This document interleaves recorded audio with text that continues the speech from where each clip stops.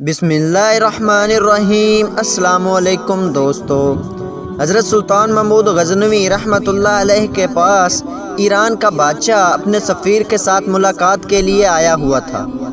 دن سارا سلطنت کے امور پر تبادلہ خیال میں گزر گیا۔ رات کے کھانے کے بعد ایرانی بادشاہ اور سفیر کو مہمان خانے میں آرام کرنے کی غرض سے بھیج دیا گیا۔ سلطان محمود غزنوی رحمۃ اللہ علیہ خود بھی مہمان خانے میں ہی ایک الگ خیمے نما کمرے میں ٹھہرے تاکہ مہمانداری میں کوئی کمی نہ رہ جائے۔ تقریباً نصف رات کے بعد سلطان نے اپنے خیمے کے باہر کھڑے غلام کو آواز دی، حسن۔ اس نے پانی کا لوٹا اور خرمچی اٹھائی اور خیمہ میں داخل ہو گیا۔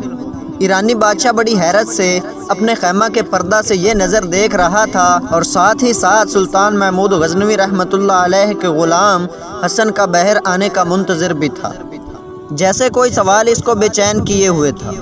جیسے ہی حسن محمود غزنوی رحمۃ اللہ علیہ کے خیمے سے باہر نکلا، ایرانی بادشاہ نے اسے بلایا اور پوچھا، جب سلطان نے تمہیں آواز دی حسن تو تمہارا حق تھا پہلے پوچھتے جی کیا حکم ہے آقا؟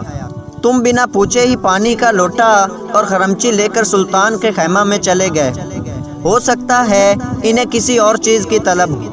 حسن مسکرایا اور ایرانی بادشاہ کو جواب دیتے ہوئے بولا، حضور میرا مکمل نام محمد حسن ہے اور میرا سلطان ہمیشہ باوضو رہتا ہے، اور جب اس کا وضو نہ ہو تب ہی مجھے حسن کہہ کر پکارتا ہے، اور میں سمجھ جاتا ہوں اب سلطان کو وضو کی حاجت ہے، جو انہوں نے اسم محمد صلی اللہ علیہ وآلہ وسلم اپنی زبان سے ادا نہیں کیا۔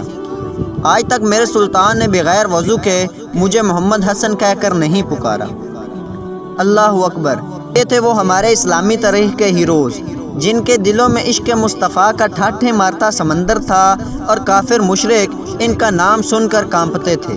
جب تک مسلمان بادشاہوں کے ہاتھوں میں قرآن و حدیث اور صوفیاء کا دامن تھا تب ان کا غلبہ بھی تھا۔